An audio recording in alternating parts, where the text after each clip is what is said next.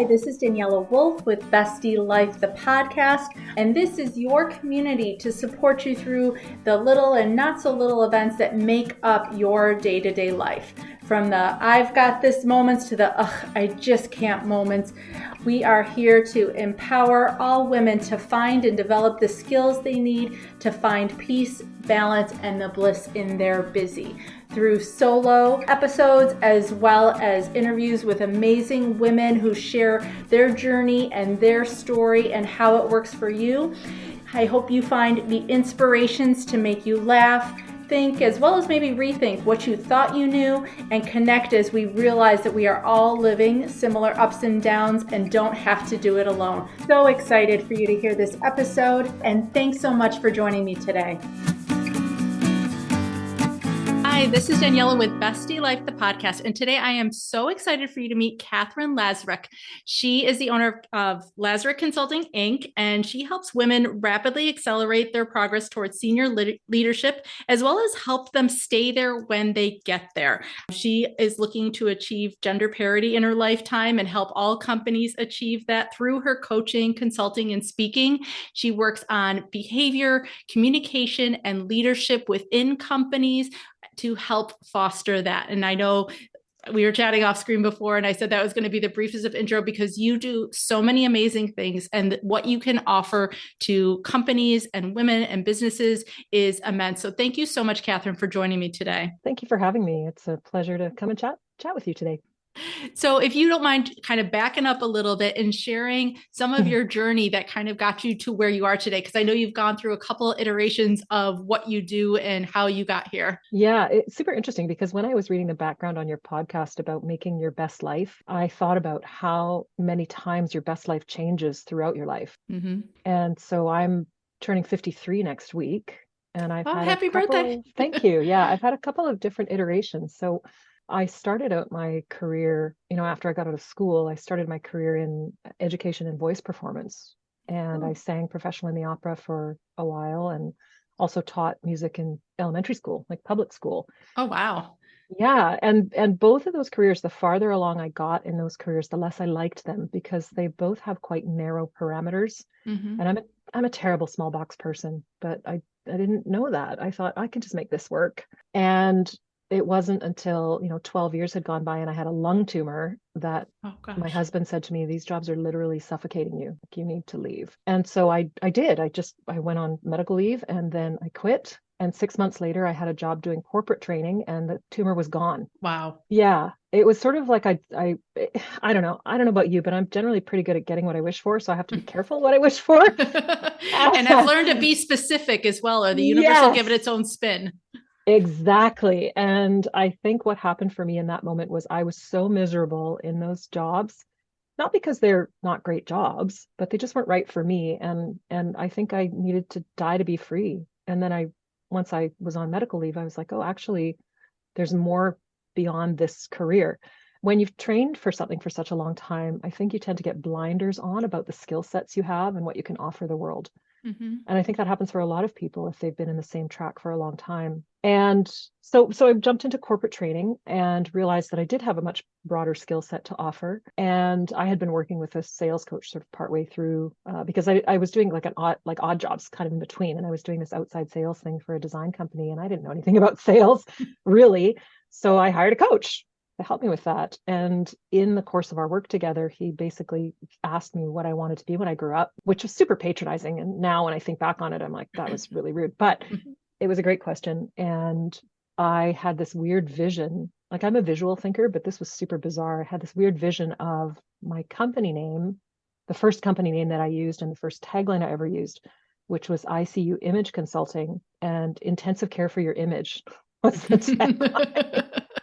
I thought that was so funny. I laughed and just was like, that's not even a real job. Like, who does that job? And he said, he was the first person who said to me, that's a job. You could do that job. And so I thought, well, I don't know. I look all right. And I've read some books. I'll just get a website and some business cards and start practicing. So that's what I did, which I do not recommend to anyone considering image consulting or styling as a field.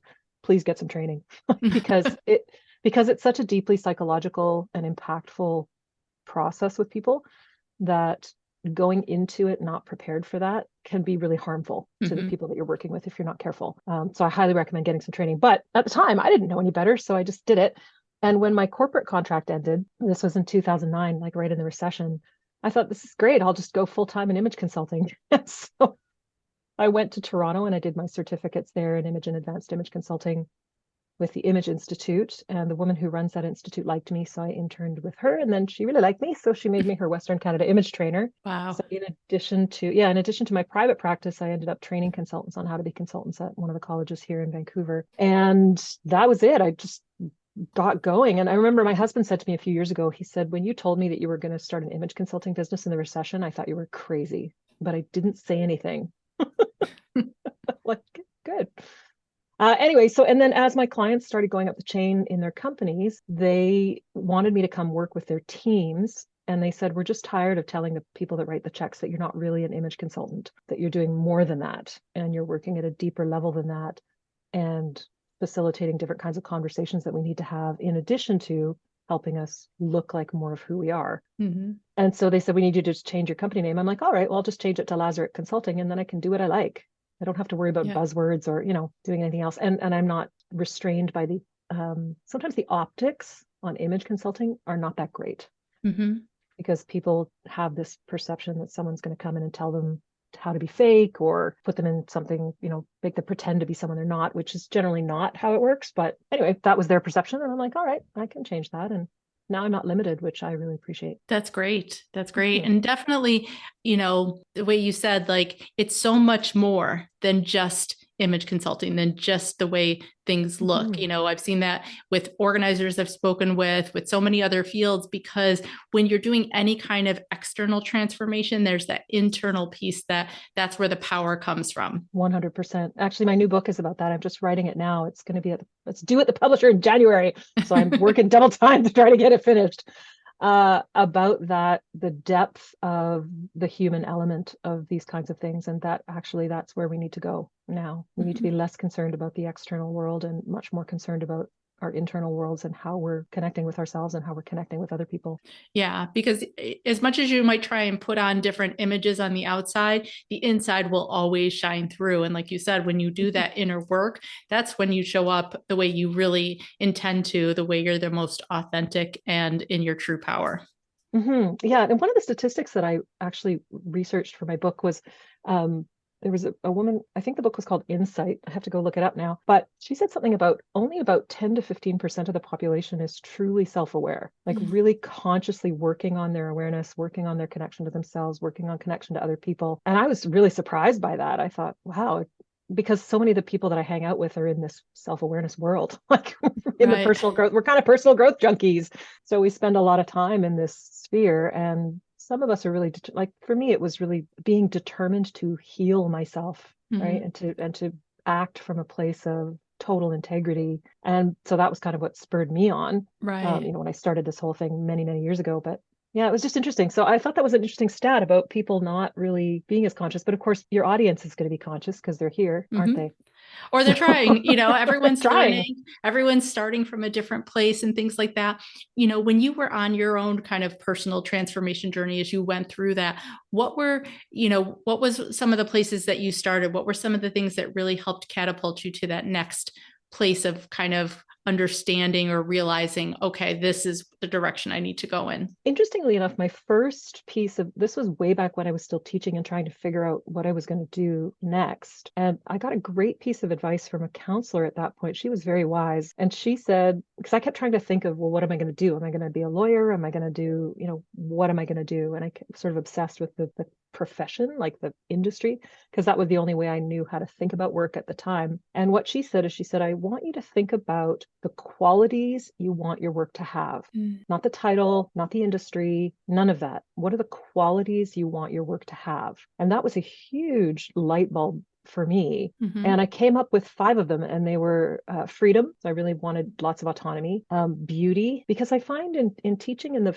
public school system, it can sometimes be really ugly because there's lots of things you can't do anything about. And that's super heartbreaking if you don't have a lot of power. So beauty was a thing, like not just physical beauty, but soul beauty. Joy. I wanted to feel joyful in my work.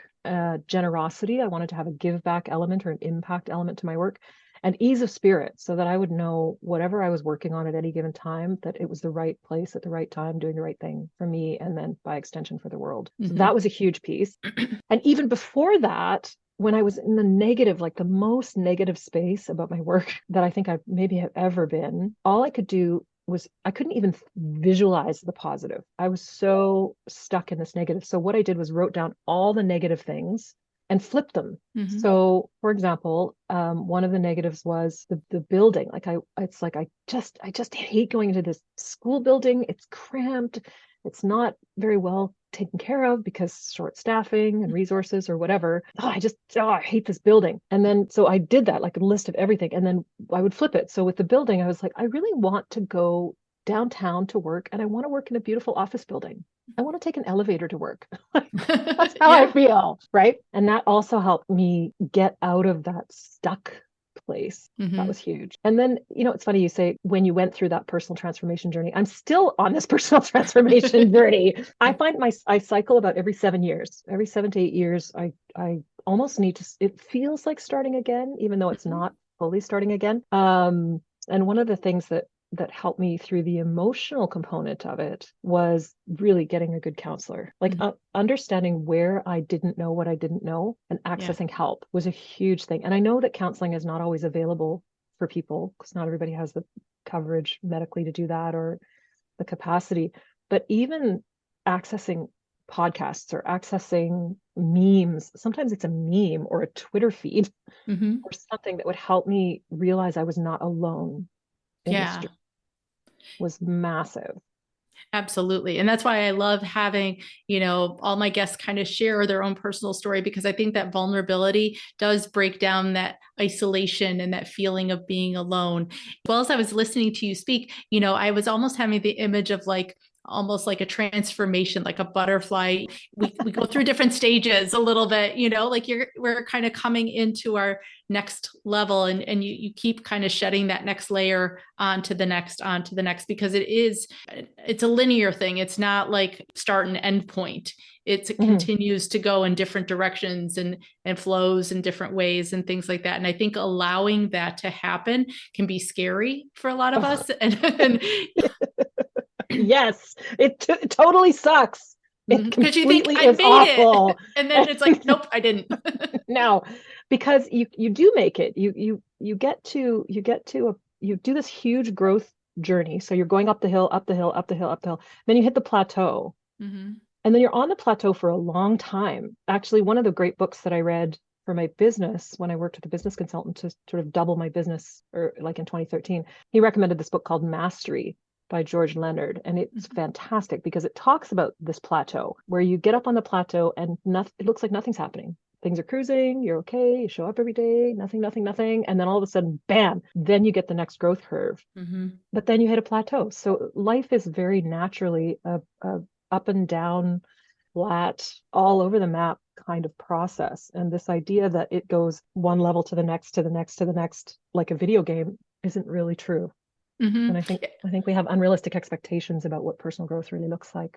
As well as I love the fact that you talk about, and I'd heard somebody else talk about this before once as well, like whether it's counseling, definitely not mental health counseling, but like whether it's mentorship, getting information, continuing that process of learning from different sources. It doesn't have to just look one way, is such a great way to kind of question your current beliefs, expand beyond what you currently know, push the edge of what you think is available and possible. Because like you said, whether it's your own comfort level or what you have access to, there's still so many other options and ways to kind of push yourself and to grow into that next level for yourself. I think too that what happens, or what I've just in this most recent iteration of transformation for me, what I also realized is there is a point, particularly if you're slightly prone to taking lots of advice from other people, and you look for that other direction, maybe more often than is good for you, that there does come a point where you need to sit and synthesize all the information that you've gotten and listen to yourself and say, what is right for me? Because we are also in a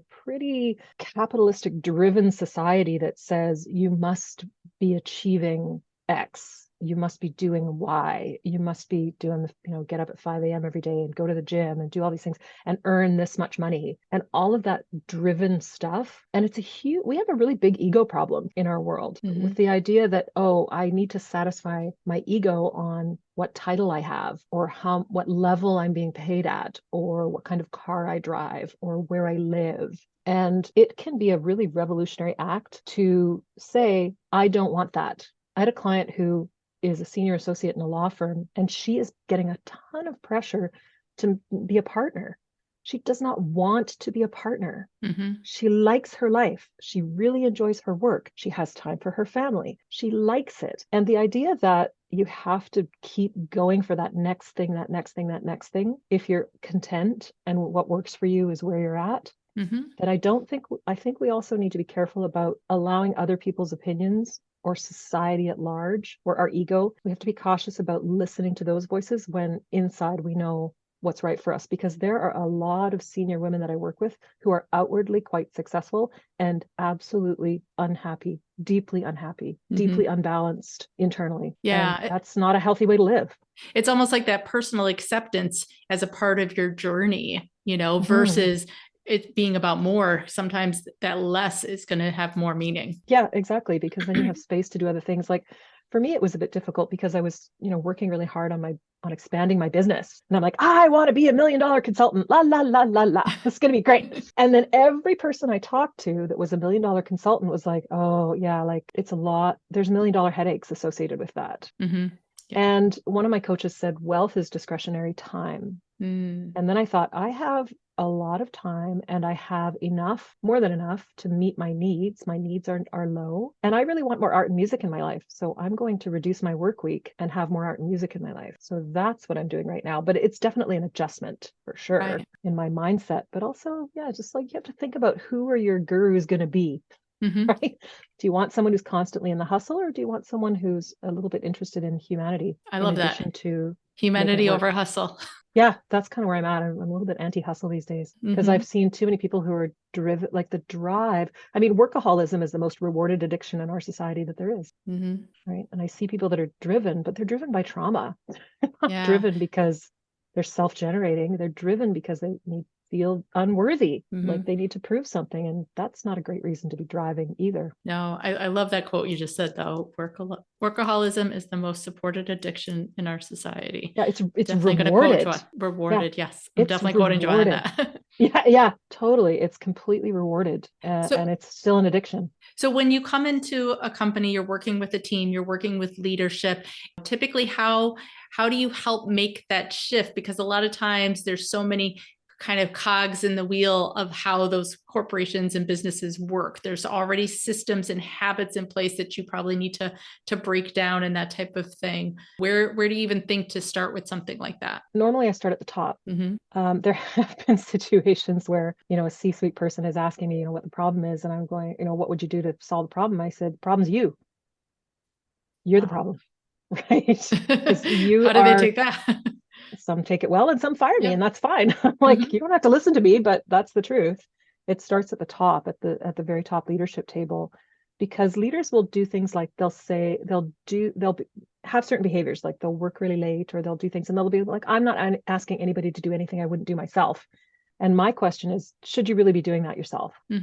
Because if it's all arbitrary, why are we making it harder? It's all arbitrary. Unless you're a life and death brain surgeon or nuclear power plant operator or some other very dangerous profession, it doesn't matter. Like your quarter four share, your payroll matters to the people. But sometimes I think we put these deadlines in place that are unrealistic and silly. So you end up having one person doing three people's the work of three people, right? So I when I start, I usually start at the top by taking a really hard look at what is the leadership table doing and saying, what policies are they putting in place that is potentially dehumanizing their business? And business has been very inhuman for a long time. Which makes sense. I mean, we come from an industrial world, right? Industrialization is all about mechanizing the human component. But now that we're out of that age, we need to demechanize and humanize. Absolutely. And definitely, I think that whole, kind of the buck stops here. It starts at the top, whether you're in your business, whether you're in your family, I think it's that same hierarchy of people will do what you do, not what you Mhm. say. And you have Yes. to walk the walk and talk the talk. And I know you have that on your website as well, like Yeah. that's the point. Right. It is. And I think, and then it starts to percolate down through the layers, but and I generally work with director level and higher. That's sort of where my niche sit with leadership. And there are things that people in that sort of early executive stage can do. Even something as simple as, if you have an hour meeting, it can be 50 minutes. If you have a 45-minute meeting, it can be a half an hour.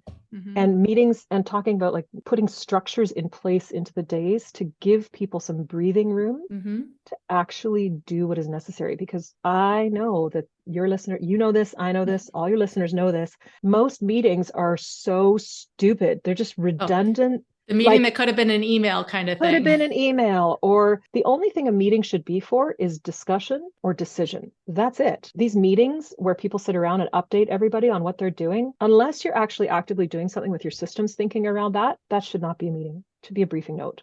Mm-hmm. And then you need to make sure you give people time to read the briefing notes, to actually be informed, to resource people properly on things rather than including everybody. I had a company that I worked for where they came to me and they said, we want to do an email workshop. And I'm like, sure. so, so I'm like, okay, we'll talk about that. But it's not about the email. The problem was they're creating bottlenecks because they don't know how to address the emails too.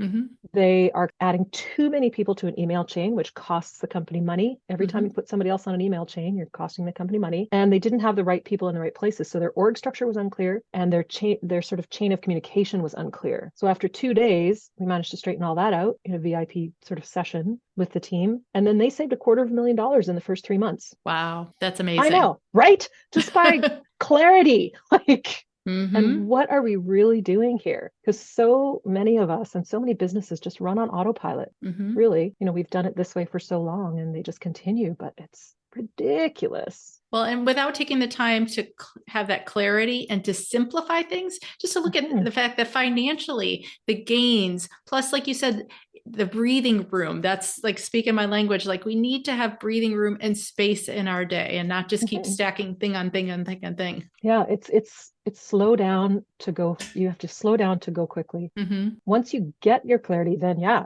you're on until you need to adjust something. But that clarity gives access to action. And I actually got that from one of my other business consultants, Michael Walsh, years ago. He said clarity gives access to action. And I don't know where he got it from. Maybe he made it up. I don't know. But, That's all it's right. true.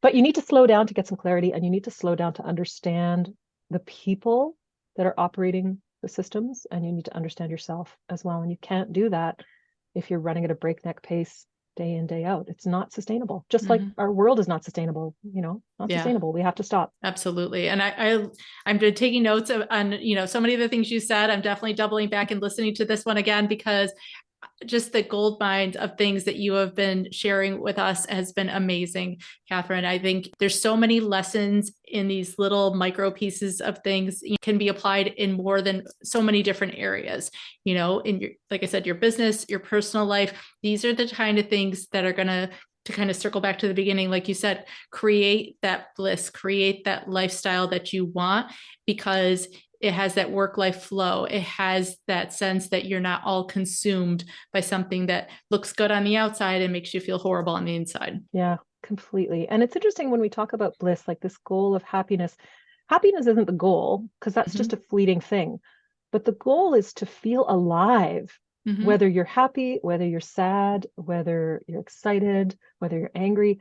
But to experience that entire range of your life is the real goal, because that's where the satisfaction is. And to have the time and space to experience it. Sometimes I think we're hustling so much, you don't have time to experience your grief, your anger, your frustration. You just keep rolling along. Oh my gosh, I just saw a thing on the Hustle newsletter the other day about how they're trying to hack grief. AI is trying to hack grief by inventing a chat bot so you can talk to the dead after they're dead. What? And I'm like, what? Oh my God. No, we should be like stopping and crying and wailing and like actually allowing our emotional responses time to complete. Like, come on. Oh, But we've anyway, gone too far. too far. And AI can handle the hustle. Let AI handle all the mechanized stuff. That's going to be a great thing. But since AI is coming and can handle all those mechanized things, then we need to lean into the humanized things even harder, 10 times harder than before. And that means slowing down and getting real. So where can people find you, Katherine? How can they work with you? How can they eventually, when your book comes out, get that? It should be out spring of next year, I think. We'll see when the Do we know the publisher title gets or it. not yet? It keeps shifting, so not yet. Okay. Not yet. But it is about all of these kinds of things, right? Because I've really been thinking a lot about, I've been seeing a lot of businesses and thinking about ways that things need to change. So you can find me at my website, which is lzrkconsulting.com, or in the States, lzrkconsulting.com. That's where you can find my sort of bio and links and a few things. You can contact me there. And I also post on Instagram relatively regularly. And you can find me on LinkedIn. So there are a few different places. I'm easy to find. Katherine Lazaruk, Lazaruk.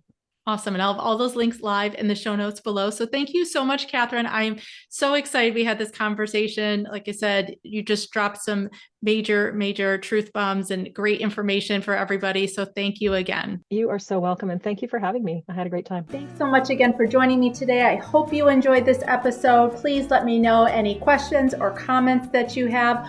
Also, if you can please leave an Apple 5-star review so that this episode can be shared with more women. There's 2 quotes that I love. Alone we may be strong, but together we are stronger, as well as when women support each other, incredible things happen. So let's be stronger and incredible together, as well as maybe just have some fun along the way. Thanks so much and talk to you soon. Bye.